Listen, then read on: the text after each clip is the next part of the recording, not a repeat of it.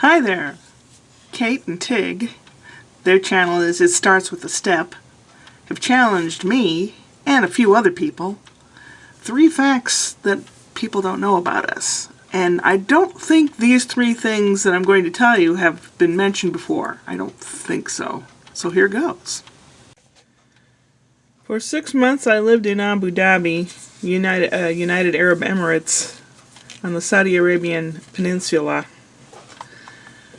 I lived in one of these type of apartment buildings. This is a mosque. This building here is a giant mosque. This is a water fountain. It's all mosaic tiles on there. It's in a big roundabout.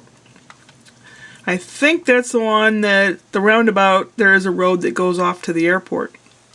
It's a 2-hour drive across this desert from Dubai, where you land in the airplane, to Abu Dhabi. And it is sand, sand, and more sand. And the sand is so fine, it's like powdered cinnamon. It gets in every pore of your body. We went camping February 14th in 2003. And the person that I was staying with, I was supposed to marry, but I didn't. Ended up coming back here.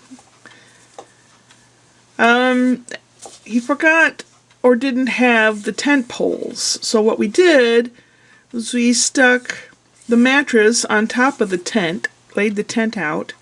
He ended up sleeping in the Jeep. And I slept in a sleeping bag with another sleeping bag on top of me on the air mattress in the desert in the middle of Saudi Arabia.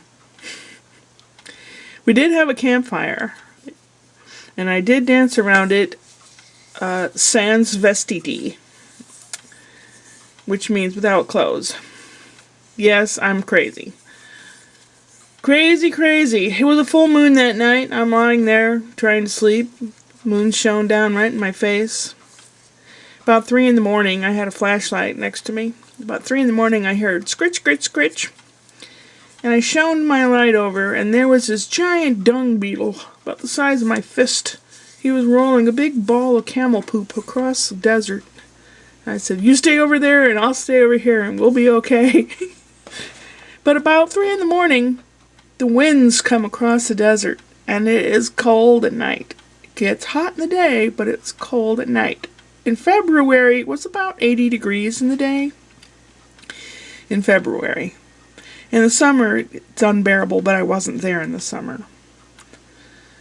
But that's one of the facts, one of the things I don't think I've ever mentioned. Another thing about me is, well, I used to weigh less. I started weighing more in this picture, but I used to weigh less. I was in an archery club in school. We went on roving courses, and I loved archery. I had a 40-pound bow. Right now in my closet I have a 30-pound bow because I've been out of it for so long. That's the amount of pounds pressure that you have to pull back on the string to hold it before you release the arrow.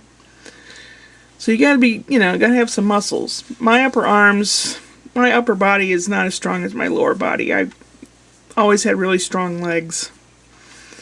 Anyway, yeah, that was, gosh, about 19 years ago? Yeah. I was a lot thinner, in much better shape. Yep. I'm a pretty good shot, too. I've also shot a gun before, and I'm a damn good shot. I don't have a gun, one, because I don't like them. They're loud. You really have to know how to take care of them, in my opinion, to have a gun. You have to know how to dismantle it and clean it and take care of it and know how to disarm it and all that, in my opinion. There's too many Americans that have guns that don't know how to do any of that, but they have a gun anyway, which I think is not right. And I can hit the target all the time. I don't have a gun because I have a long fuse, but if I ever lost my patience and my temper, look out. And that's another reason I don't have a gun. The other thing was this guy.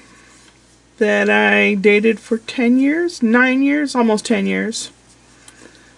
And it was supposed to be a non-strings attached relationship, and I fell for the guy. I'm not the only woman that he had under his wings. He had several women.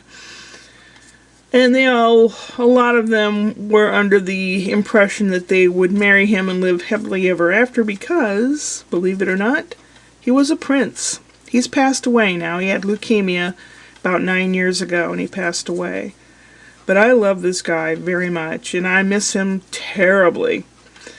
His family is a very wealthy family. Well, the history of his family, there was money for many, many centuries because back when the Silk Route went from the Orient back through to Italy, to Genoa, and then off to other parts of the world, his family were investors and bankers and insurance merchants, and I mean they had their hands in with insurance for shipping and all that. That was the money aspect, and that's how their family made the money.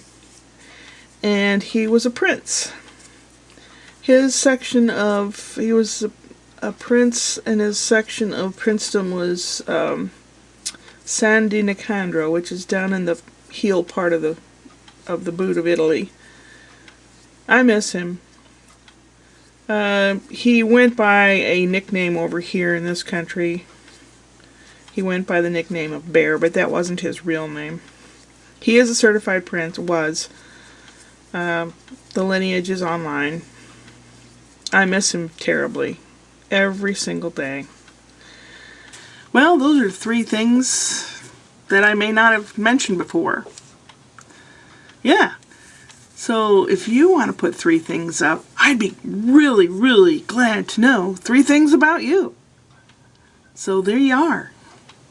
Upward and onward.